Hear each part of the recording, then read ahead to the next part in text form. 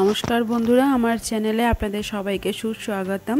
আশা করি যে যেখানে আছেন সবাই খুব ভালো আছেন, সুস্থ আছেন। আমিও ভালো আছি। একটু আমার ঠান্ডা লাগাতে গলাটা খারাপ, আশা করব আপনাদের কোনো অসুবিধা হবে না আমার কথাটা বুঝতে।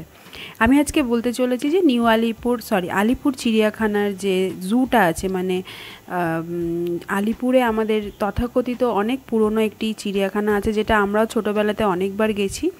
সেই চিড়িয়াখানার বাইরেটি আমি ঘুরে দেখাচ্ছি, যেটা এখানে নানা রকম খাদ্যদ্রব্য পাওয়া যায়। আপনারা চাইলে বাড়ি থেকে খাবার নিয়ে এসে ঢুকতে পারেন, আর তাছাড়া আপনি বাইরেতে যে খাবারগুলো আছে সেগুলো আপনি নিয়ে যেতে পারেন। তবে অবশ্যই প্লাস্টিক নিয়ে যাবেন না, কোনো ক্যারি ব্যাগ করে নিয়ে গেলে ঢুকতে দেবে, নাহলে প্লাস্টিকটা কিন্তু অ্যালাউ না। সবার আগে বলে দিই, এই যে বাসগুলো দেখছেন, এই বাসগুলো করে আপনারা পুরো চিড়িয়াখানাটা ঘুরতে পারেন। 100 টাকা করে পার হেড নিচ্ছে, ছোট বড় সবার।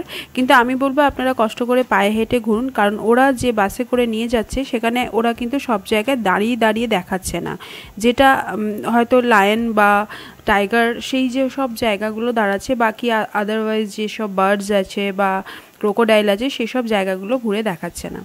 কলকাতা থেকে আপনাদের আসতে হলে, মানে যদি আপনারা ধর্মতলা আসেন, 230 নম্বর বাসটি এখানে আসে। সেই বাসে একদম নিউ আলিপুর চিড়িয়াখানাতেই নামাবে, মানে আলিপুর চিড়িয়াখানার ইয়েতেই নামাবে, মুখটাতে। আর আপনাদের যদি শিয়ালদা থেকে আসেন, তাহলে শিয়ালদা থেকে যে আলিপুরগামী যে বাসগুলো আছে 230 বা 234 আপনারা বাসে আসতে পারেন। এখানে 180 রকমের প্রজাতি আছে পশুর, আর পাখির মোটামুটি 1287 রকমের পাখি আপনি দেখতে পাবেন। আমি বলবো আপনারা শীতকালে যান। আমি যদিও মার্চে ঘুরে এসেছি, শীতকালে আপনারা অনেক অনেক সুন্দর ভিউ পাবেন, যেখানে মানে এত পাখি আসে বাইরের। যারা আমরা ছোটোবেলাতে না শীতকালেই গেছি, মানে শীতকালে পশুগুলো গরমে যেমন বাইরে বেরোতে চায় না, ঠান্ডাতে তারা রোদ পোয়ানোর জন্য বেরিয়ে যায়, তো দেখতেও ভীষণ ভালো লাগে।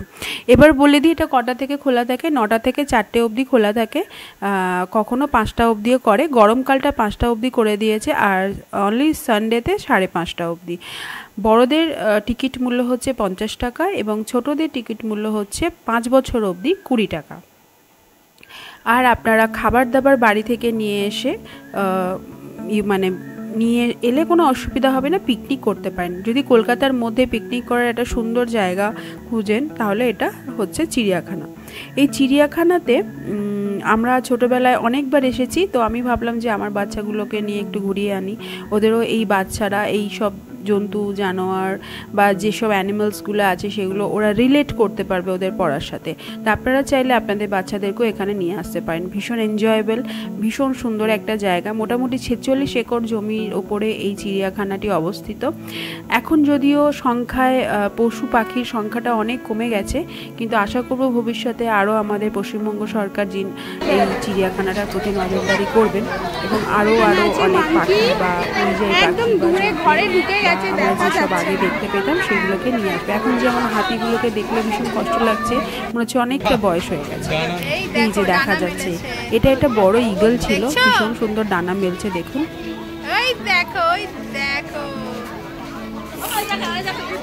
এখানে বিভিন্ন প্রজাতির পাখিগুলো থেকে শুরু করে সমস্ত রকমের পশু রয়েছে। আমরা এখানে দেখতে পাচ্ছি যে একটা ছোট রয়েছে, যেগুলোকে গিরগিটির যে বড় ফরমেশনটা হয়, সেটা এক্স্যাক্ট নামটা আমার এখন মনে পড়ছে না, কিন্তু সেই ফরমেশনেরটাই যেটা থাকে সেটা এখানে রয়েছে, ওই যে ছোট্ট মতো। এছাড়া ক্রোকোডাইল আছে, মানে মিঠা পানির ক্রোকোডাইল, যেগুলো মিষ্টি জলে থাকে, সেই ক্রোকোডাইলও আছে। রাইনোসরাস আছে। সাধারণত দেখি যে তারা চড়ে বেড়ায়, কিন্তু যেহেতু গরম সেই জন্য জলের মধ্যে তারা বেশিরভাগ সময় গা ডুবিয়ে বসেছিল, এবং আমার বাচ্চারা তার মুখটা দেখার জন্য যথেষ্ট আগ্রহী ছিল, কিন্তু দেখতে পাচ্ছিল না। তো বলবো আপনাদেরকে যে ডিসেম্বর বা জানুয়ারি ফেব্রুয়ারি এই মাস, যে 3টে মাস আছে, সেগুলোতে ঘুরে গেলে আপনাদের অনেক বেশি এনজয়েবল হবে, এবং বাচ্চারাও অনেক পশু পাখি দেখতে পাবে। এখন যেটা গরমে ওরা ভিতরে ঢুকেছে, দেখুন কত জুম করে দেখালে তাদেরকে দেখা যাচ্ছে, কারণ এত গরম ছিল, এত রোদ ছিল যে ওরা বাইরে বেরোচ্ছে না। আমাদের খুব ভালোই লাগছিল, কারণ দিনটা বেশ সুন্দরভাবে শুরু হয়েছিল, বৃষ্টি হয়নি। এটা একটা বড় টর্টয়েজ রয়েছে, এখানে 2টো টর্টয়েজ আমি দেখতে পেয়েছি। আপনারা যারা শিয়ালদা থেকে আসছেন তারা ট্রেনে করে এসে নিয়ারেস্ট যদি মেট্রো স্টেশন খোঁজেন, মেট্রো স্টেশন হচ্ছে রবীন্দ্র সদন, সেখান থেকে আপনাকে বাসে করে আলিপুর আসতে হবে। এটা একটা সহজ উপায়। যদি আপনার কাছাকাছি কোনো মেট্রো আছে সেই মেট্রো থেকে রবীন্দ্র সদনে নেমে রবীন্দ্র সদন থেকে আপনাদের 230 বাসে উঠে বা যে বাসটি চিড়িয়াখানা যাচ্ছে, অনেক বাস ওখান থেকে অ্যাভেলেবেল থাকে, সেখানে যেতে পারেন। আর ধর্মতলা থেকে এলে 230 আপনি ধরতে পারেন। 230টা আপনি মেয়র রোডও ধরতে পারেন, মেয়র রোড থেকে অনেকগুলো বাস ছাড়ে। এছাড়া জানবাজার এসপ্ল্যানেড থেকেও আপনারা ধরতে পারেন। আর যারা হাওড়া থেকে আসছেন তারা হাওড়া থেকে আমি বলবো একটা ট্যাক্সি করে নিন, বা বাসে যদি আসেন তাহলে আপনাদেরকে একটু কেটে কেটে আসতে হবে। ডিরেক্ট বাস ভীষণ কম পাওয়া যায়, তো বলবো যে আপনার ধর্মতলা এসে ধর্মতলা থেকে আপনারা 230টা ধরুন বা ট্যাক্সি ধরুন। ট্যাক্সি তো আমাদের 130 টাকা না 140 টাকা মতো পড়েছিল, তো খুব বেশি হেরফের হয়নি।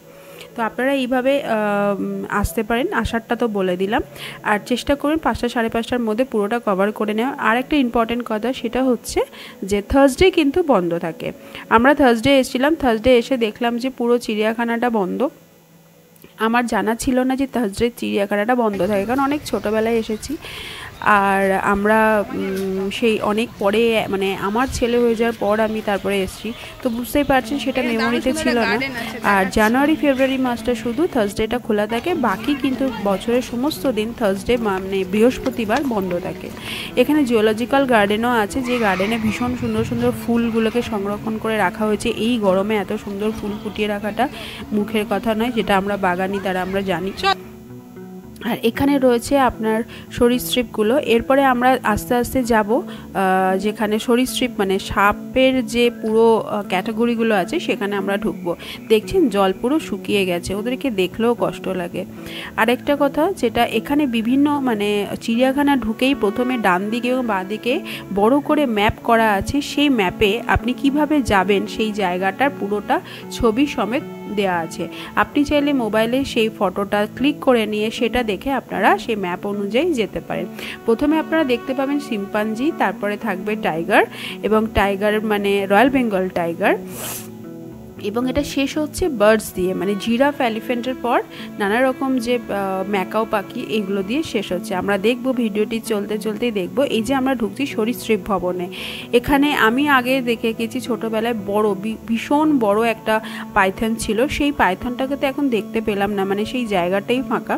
তবে আমরা যেটা দেখলাম সেটা হচ্ছে পাইথনের একটু ছোট প্রজাতির যেগুলো আছে সেগুলো রয়েছে, কেউটে রয়েছে, আর লাউডগা সাপ রয়েছে, আর চালচিতে রয়েছে। এরকম পাইথনের ভ্যারাইটিটা বেশি রয়েছে, মানে ভিতরেও অনেক গুটিয়ে বসে রয়েছে। সবগুলোর মুখ আমরা দেখতে পাইনি। চলুন আমরা একে একে সেগুলোকে দেখে নিই আর এনজয় করি ভিডিওটা।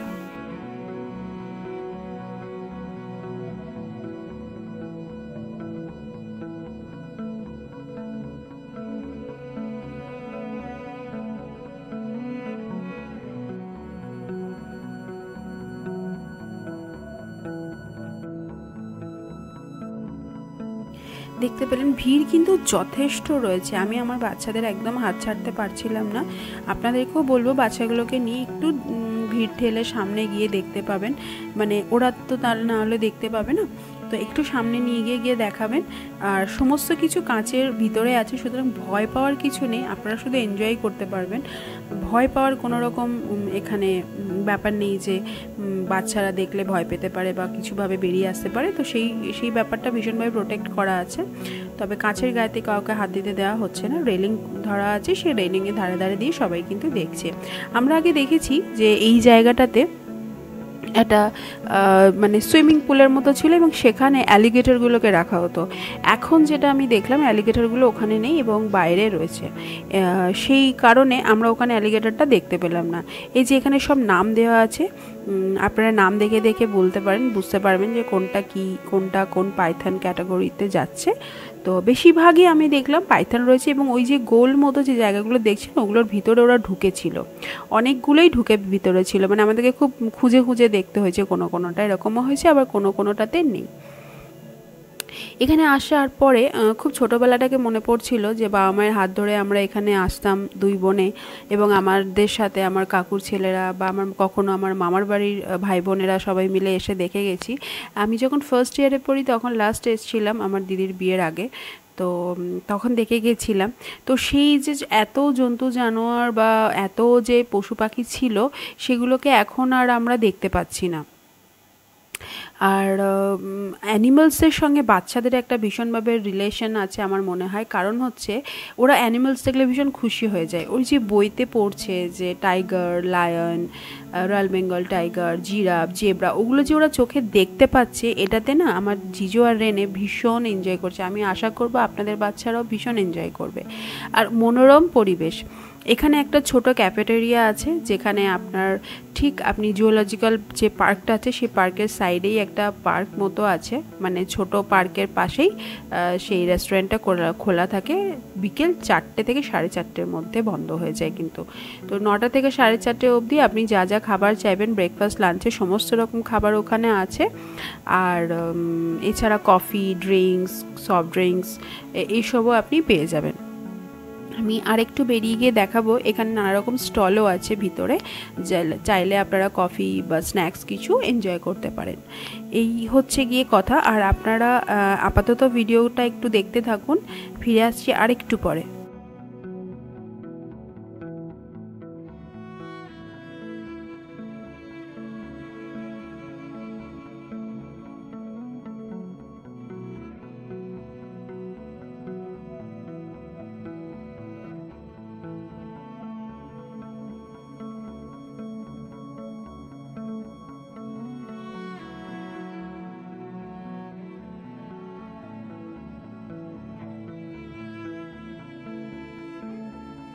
দেখলেন তো সাপগুলো কেমন খেলা করে বেড়াচ্ছে?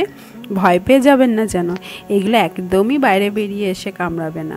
কারণ প্রথমত এদের বিষ দাঁত ভেঙে দেওয়া হয় প্রথমেই, আর দ্বিতীয়ত এদেরকে রাখা হয় একদম কাচের ভিতরে সেফটি জোনে, যাতে করে বাচ্চাদের কাছে বা কোনোভাবেই মানুষের কাছাকাছি তারা আসতে না পারে।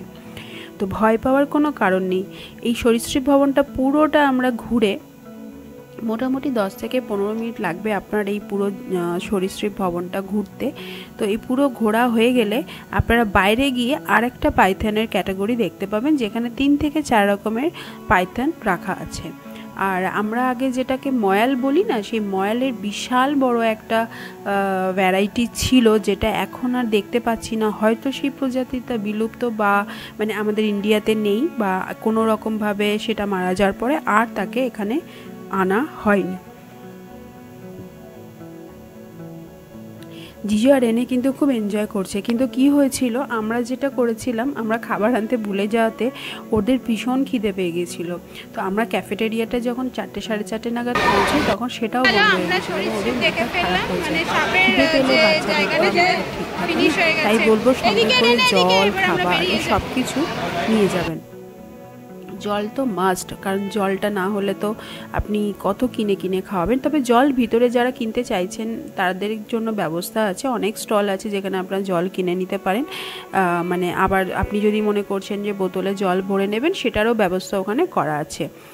এই যে এবার আমরা বেরিয়েছি, এখানে দূরে লাইনটা দেখা যাচ্ছে, একদম দূরে আপনারা একটু খেয়াল করে দেখুন, একদম দূরে একটা লাইন বসে আছে, এবং ওইখান থেকে ও কিন্তু একবারও নড়াচড়া করলো না। আমরা অনেক চেষ্টা করলাম দেখার যে যদি একটু নড়ে চড়ে এদিক ওদিক যায়, তো ভিতরে ঢুকে গিয়ে বসে আছে।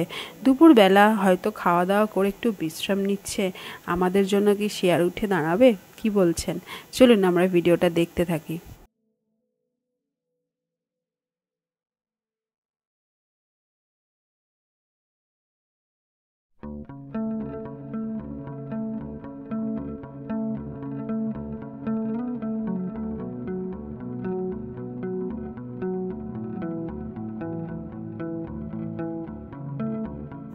দেখছেন ছেলে দুটো কেমন ডান্স করতে করতে যাচ্ছে।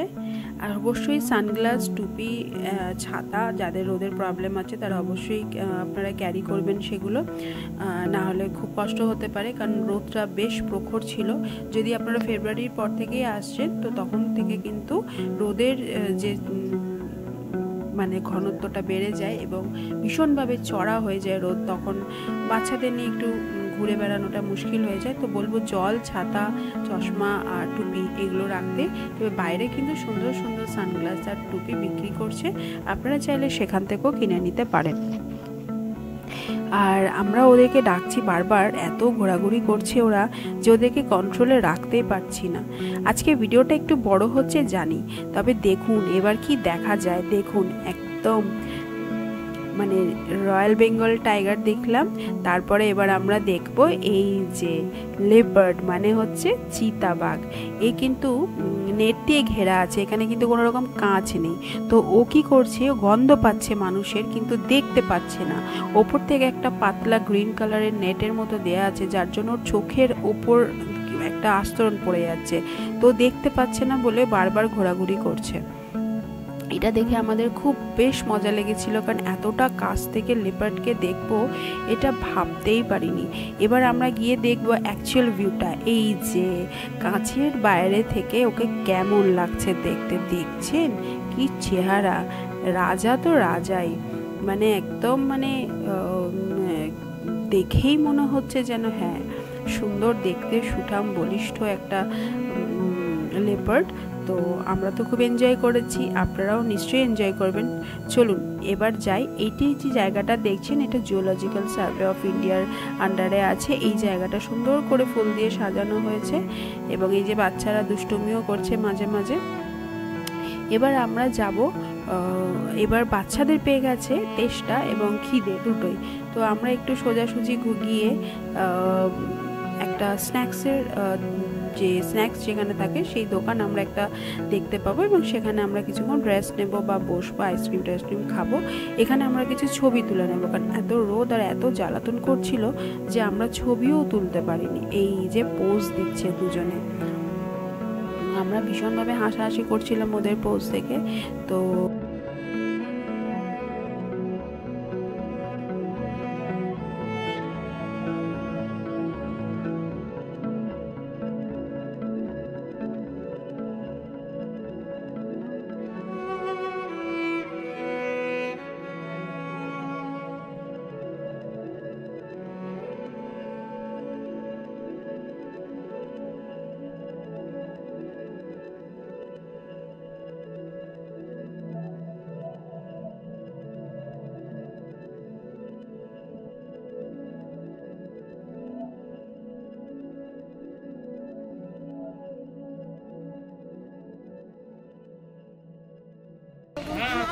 দেখছো জিজো কেমন লাগছে?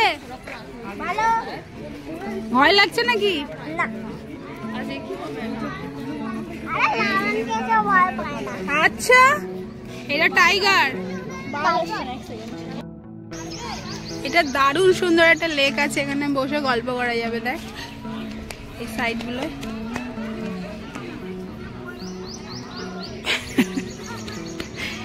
বেশি ছোটাছুটি করিস না, পড়ে যাবি।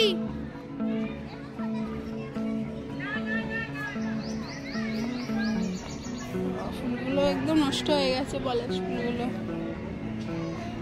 একটাও সুন্দর নেই। একটা মনে হচ্ছে ভালো পেয়েছি, একটা পেয়েছি আমি, প্রথম ফার্স্ট টাইম পলাশ ফুল হাতে নিলাম। 3, 2, 1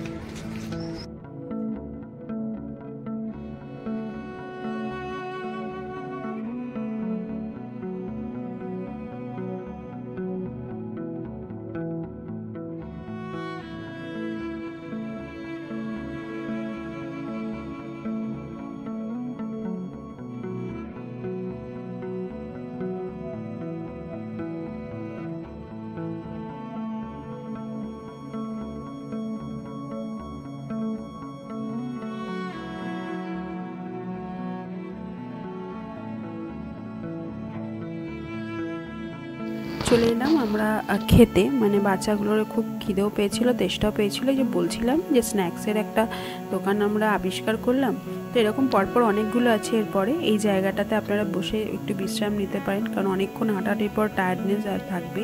আর এটা হচ্ছে জলের জায়গা, আপনি জল নিতে পারেন এবং এটা হচ্ছে বাথরুমটা, মেল ফিমেল দুটোই আছে এবং শুনলাম যে খুব ক্লিন, মানে মোটামুটি ক্লিন আছে, আপনারা ইউজ করতে পারবেন।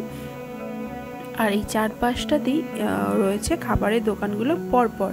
এখানে আপনার চা, কফি, ভেলপুরি, মুড়ি, তাছাড়া আপনার রয়েছে পপকর্ন আর কোল্ড ড্রিঙ্কস, আর রয়েছে মকটেল। এছাড়া আপনারা দেখলাম পিৎজা, বার্গার, ছোট ছোট এরকম স্ন্যাক্স আপনারা পেয়ে যেতে পারেন। তবে অবশ্যই বাইরে থেকে এখানে মূল্য একটু বেশি তো বটেই। এবার আমরা রওনা দিয়েছি বাড়ির পথে, মানে এবার আমরা দেখব জিরাফ আর ম্যাকাও, যেখানে পাখির সম্ভার আছে সেই জায়গাটা দেখে আমরা বেরিয়ে যাব। কারণ জিজো আর রেনে প্রচণ্ড জ্বালাতন করছিল আর ওদের খুব খিদে পেয়ে গেছিলো। এই যে এখানে আছে বিভিন্ন রকমের পাখি, অস্ট্রিচ আছে, ম্যাকাও আছে, গ্রিন প্যারট, এইসব ইয়েলো প্যারট, হোয়াইট পিকক, সব কিছু এটার এখানে এই বার্ডসের জোনটাতে রয়েছে। এবার ঠিক বার্ডসের জোনের উল্টো দিকেই রয়েছে যে জিরাফ আর এলিফ্যান্ট, আর রয়েছে আর বোধহয় আমরা যেটা দেখতে পাইনি সেটা হচ্ছে আরেকটি কোনো টাইগার জোন বা বিয়ারের জোন ছিল, যেটা এরা এত জ্বালাতন করছিল যে আমরা দেখতে পাইনি, কারণ ওদের প্রচণ্ড খিদেও পেয়ে গিয়েছিল আসলে। তো আপনারা এখানে নানা রকম পাখি দেখতে পাবেন। এখন পাখির সংখ্যাটা হয়তো কম, কারণ যেহেতু মার্চে আমি গিয়েছিলাম। তো শীতকালে কিন্তু এখানে নানা রকম পরিযায়ী পাখিরাও আসে, আর এগুলো সব ম্যাকাওদের বিভিন্ন রকম ভ্যারাইটি রয়েছে, যেটা আমরা পাখিদের যখন মেলা হয় দেখতে পাই। ওই যে জিজো মুখটা কেমন করলো দেখছেন না, ওর আর ভালো লাগছে না, এক তো গরম লাগছে আর খিদেও পেয়েছে, শুধু বলছে বাড়ি চলো, আমাকে খেতে দেবে, চলো বাড়ি চলো। তো আজকে আমরা খুব এনজয় করলাম দিনটা, কারণ অনেক ছোটোবেলাটা ফিরে গিয়েছিলাম এসব দেখতে দেখতে। মানে জিজো রেনে কতটা এনজয় করেছে জানি না, আমরা কিন্তু তার থেকেও বেশি করেছি। আমরা দুই বোনে আমরা ছোটো ছোটো ভিডিও বানিয়েছি, ফটো তুলেছি, মানে মনে হচ্ছে আমাদের ছোটোবেলাটা আমরা ফিরে গেছি। তো এইগুলো তো ওরকমই জায়গা, বলুন যারা আমরা কলকাতাবাসী তারা তো জানি যে আমরা এগুলো ছোটোবেলার সঙ্গে আমাদের ওতপ্রোতভাবে জড়িত, এবং যারা কলকাতার বাইরে থাকেন তারাও কলকাতায় এসে কখনো না কখনো আলিপুর জু ভিজিট করে গেছে। তো আমি হয়তো ভিডিওতে দু এক জায়গায় নিউ আলিপুর বলেছি, কিন্তু নিউ আলিপুর নয়, এটা একদম পুরনো আলিপুর জু, এটা সবাই চেনে। তো আপনারা চাইলে ম্যাপে দেখে নিতে পারেন বা ইউটিউবে সার্চ করে নিতে পারেন। আপনারা চাইলে আমার ভিডিওটা থেকেও যদি আপনাদের উপকার হয়ে থাকে আপনারা এইভাবেও আসতে পারেন। এটা রয়েছে অস্ট্রিচের বিভিন্ন রকম প্রজাতি। এরপরে পরপর আপনার বার্ডসগুলো আছে, যেগুলো আপনারা দেখতে থাকুন। আর আরেকটা কথা মনে পড়িয়ে দিই, এতক্ষণ আমার সঙ্গে যারা রয়েছেন তাদের প্রত্যেকে অসংখ্য ধন্যবাদ, এবং আমার সঙ্গে থাকার জন্য একটু একটু করে আমি এগোচ্ছি জানি, ভালোবাসা ভালো লাগা সব কিছু নিয়েই চলছে।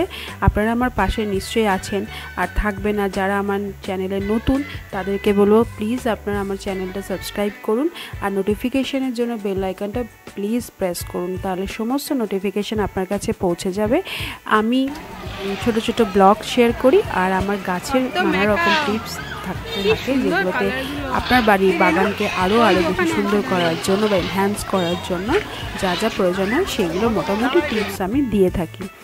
তো আমি একটা ছোট বাগানি, আর মাঝে মাঝে আমার পার্সোনাল লাইফের কিছু ব্লগ আমি ঘুরতে গেলে সেগুলো শেয়ার করে থাকি। এটা হচ্ছে আমার গোটা ভিডিওটার মোদ্দা কথা। আপনাদের পাশে থাকাটা খুব দরকার, আমাদের মতো ছোট চ্যানেলের যারা আছেন। আমরা এখন সবে যাত্রাপথ শুরু আর কি। তো শুরুর দিকে সাপোর্টটা ভীষণভাবে প্রয়োজন হয়। আপনারা যারা সাপোর্ট করছেন তাদের অসংখ্য ধন্যবাদ। আমার দিদি, ভাই, বোন বা যারা যেখান থেকে দেখছেন, আমার মা দেখেন আমার ভিডিও, তো সবাইকে, আমার বোন বা আমার ফলোয়ার্স যারা আছেন, সাবস্ক্রাইবার যারা আছেন, তাদের প্রত্যেকে অনেক অনেক ধন্যবাদ আমার সঙ্গে থাকার জন্য। এইভাবেই কেটে যাক এই বছরটাও, নতুনভাবে নতুন কিছু সব কিছু শুরু করুন আপনারা। আসতে চলেছে পয়লা বৈশাখে আপনার নতুনভাবে নতুন বছরটাকে এনজয় করুন, আর আমার সাথে থাকুন। দেখা হচ্ছে পরের ভিডিওতে।